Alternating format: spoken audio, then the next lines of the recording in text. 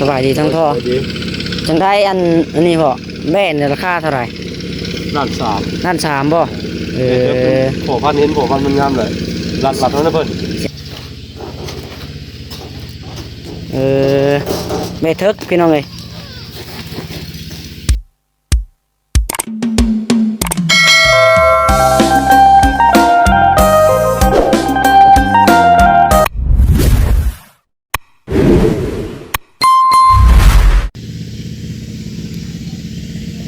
พี่น้องเอ้ยทักทายสบายดีแม่FC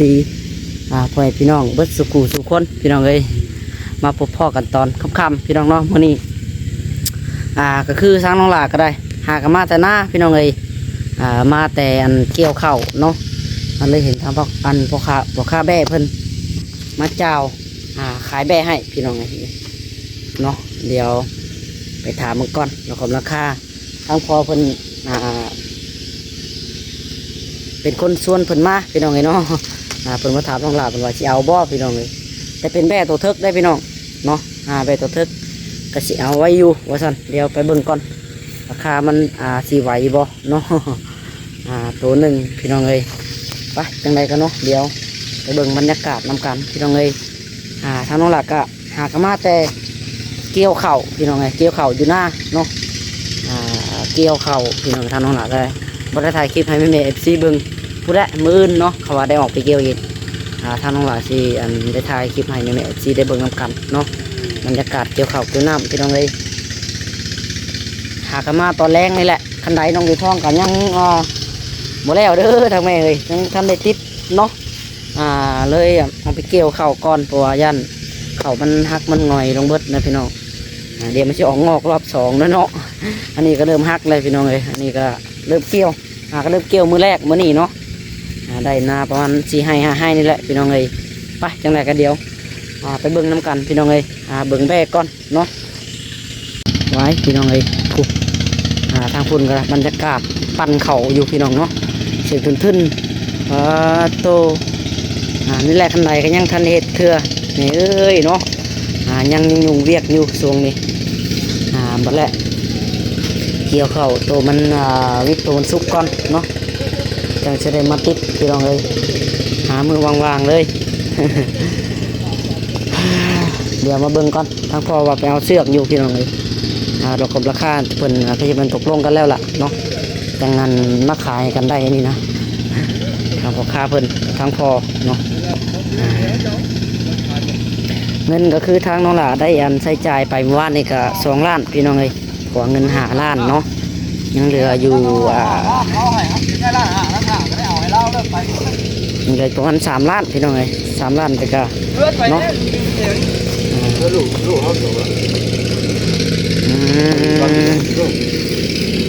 สบายดีทั้งพ่อจังได้อันนี้พ่อแม่เนี่ยราคาเท่าไหร่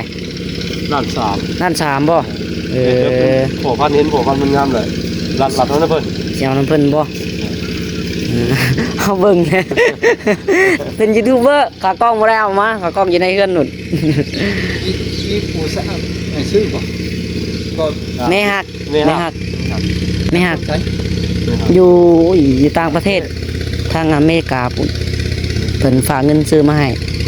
ลูกเลี้ยงให้เฮานี่แหละเลี้ยงลูกครับเลี้ยงก็ดีเลยผู้เพิ่นเอาเงินให้เฮาก็เลี้ยงกำไรมันปันกันบ่ว่าได้เพิ่นซื้อให้นี่ได้เพิ่นซื้อให้เลี้ยงซื้อนี่ได้ให้เลี้ยงเอานี่แหละอันนี้ก็ถามว่าให้หลายใช่ปะอันนี้ก็สิเบิดแล้วเด้เบิดงบน้ำข่อยก็เบิดแล้วยังทางยังน้ำอ้ายเพิ่นมีอ้ายบ่จิตเพิ่นอันนี้ก็งบน้องหลาก็สิเป็นซื้อตัวนี้ก็เบิดแล้วพี่น้องเอ้ยเงินเนาะเด็กก็บุญผู้เพิ่นมันออกอยู่ได้จะมันออกทางใดแบ่ตัวนั้นพี่น้องเอ้ยเขาสิเป็นบูดแถวนี้แหละแบ่น้อยแบงไหนดิแบงไหนอยู่ขอกอยู่พุ่นเไปน้ำมูตัวพุ่นแนวมาที่แรกได้มารถอันเข้าไปอยู่แบ่น้องจ้อยตัวนั้น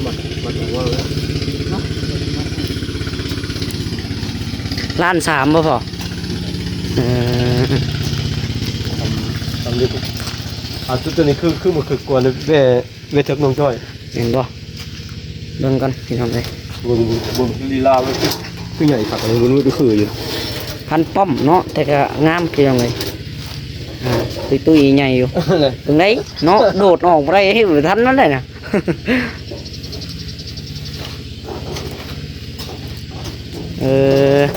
แม่เทิกพี่น้องเลย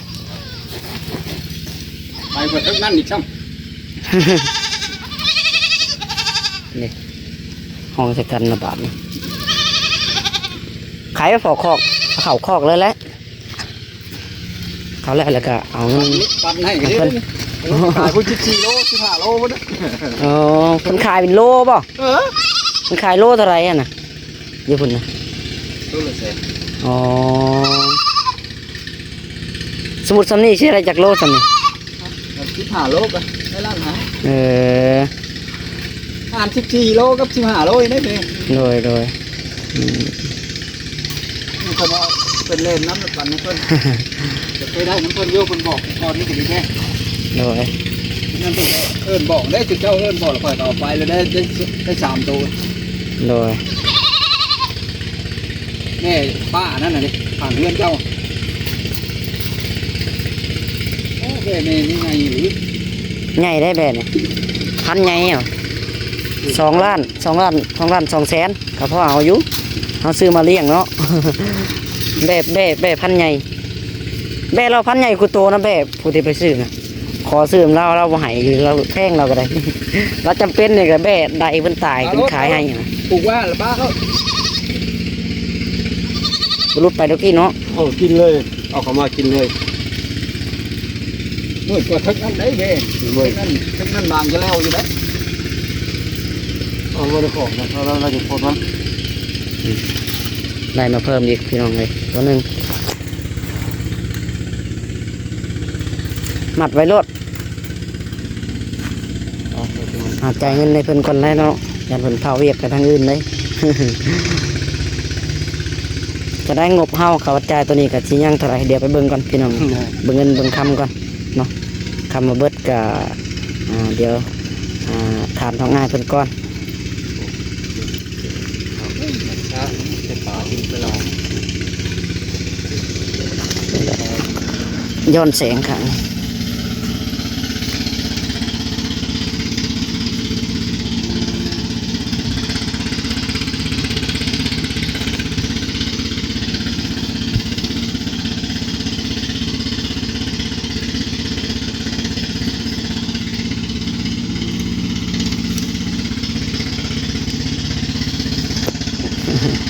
โอเคเนาะ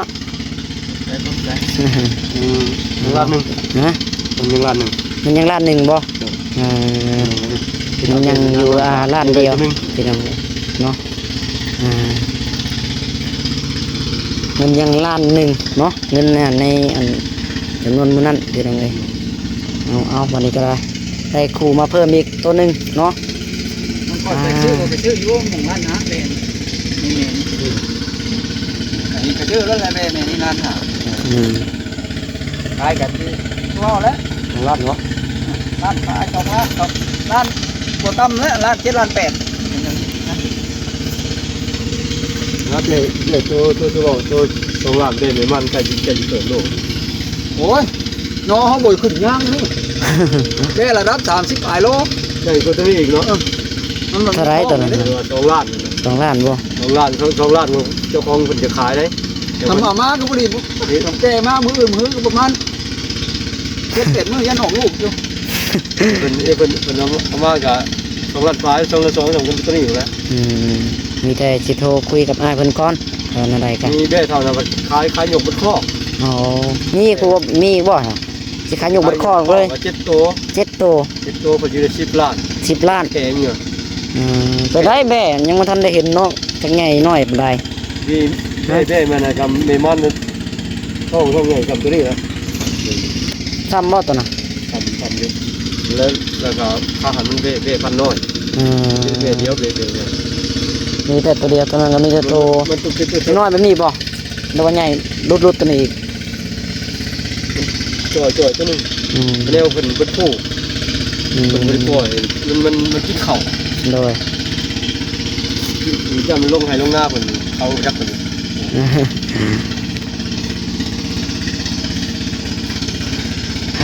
โธ่พี่น้องเนาะ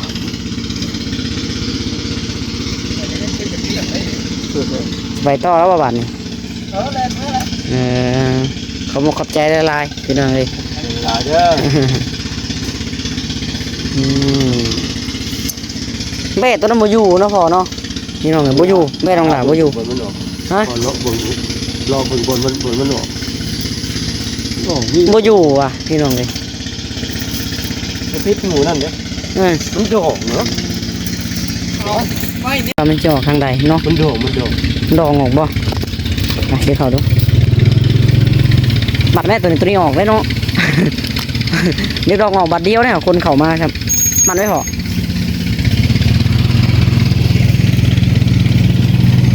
นะพี่น้อง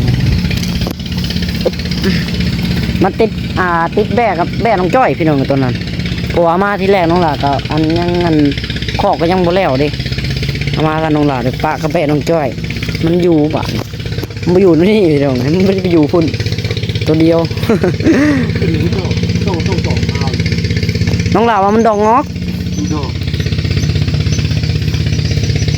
มันจะขึ้นอยู่นี่เลยมันสูงเลยมันจะดองงอกนี่เลยตอกห้าวไหมก่อน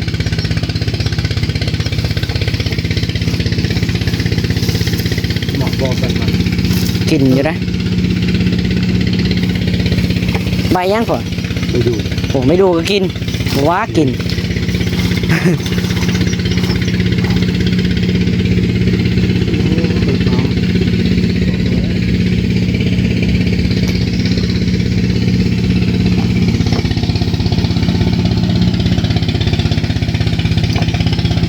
อันนี้ก็ตัดหญ้าตัดหยังให้มันแล้วก็ออกไปหาเกี่ยวข้าวเกี่ยวน้ำพี่น้องเลยทานท้องหลาก็ได้เนาะนี่เลยหญ้าตัวนี้มันกินอยู่บ่เอาไปห่อยไว้แถวนั้นแหละ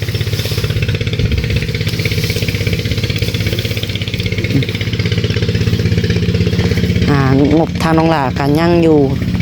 1 ล้านกีบพี่น้องเลยยังอยู่1 ล้านเนาะ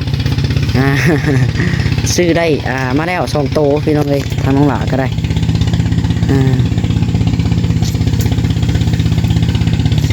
มีแต่คือว่าเขาสิขายแบ่ยกคอกบ่พอ7 โตพี่น้องเลยเนาะ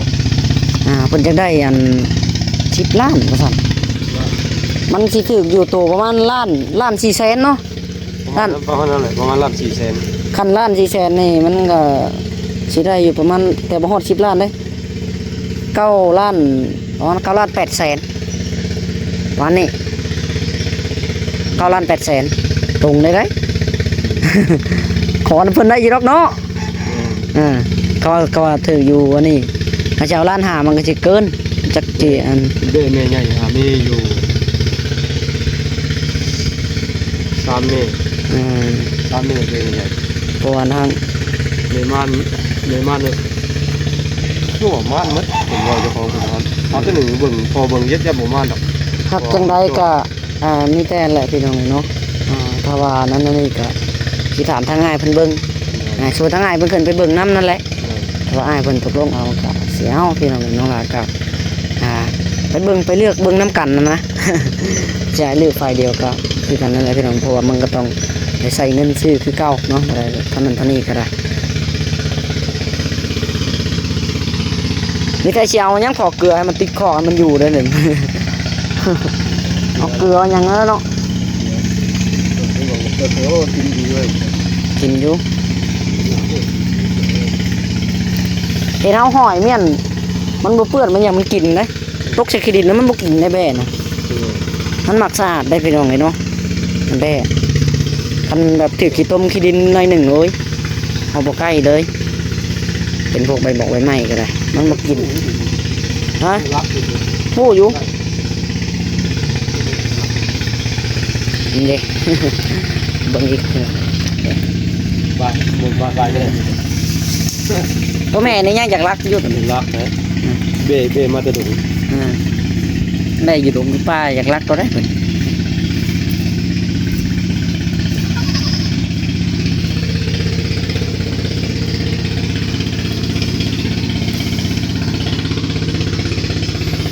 อืมเอา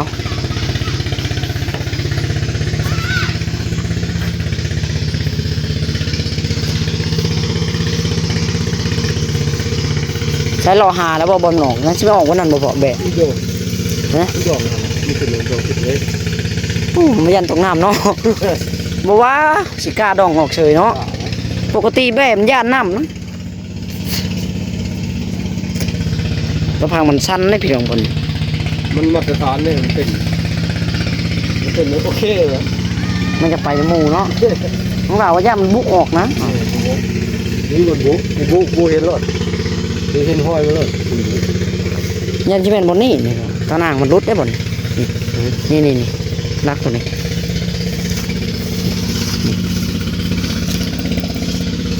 ตานางมันรุดออกเป็นกระปูมันรุด โดงก็ ตานางมันรุดได้ตัวนี้ตอกไม้ โดงก็มันโดงอะไร มีทหารแล้วเนาะ ลืมโดงไปหาเขาตัดรถเดินเข้าไป นั่นแหละได้ตัวเฮาหากามาใหม่ยังบ่ลืมซ้ำนี่เลาะหาสาเหตุอยู่พี่น้องบนมันออกตัวมันออกทางใด มีติดก็แล้วสองสามใกล้เอง บนใกล้คันไดนั่นแหละเนาะเพราะมันใกล้แค่หัวได้พี่น้องบันไดก็ได้ มันเป็นดินหยามาใส่แบบเนี่ยมันหมักเนาะ มันเคยกินเลยแบ่หลังโตแบ่หลังจ้อยบ่ได้กินได้ใบไม้อันนี้แบ่หลังจ้อยพี่น้องนี่อันนี้พอได้เอามาหอดกินเลย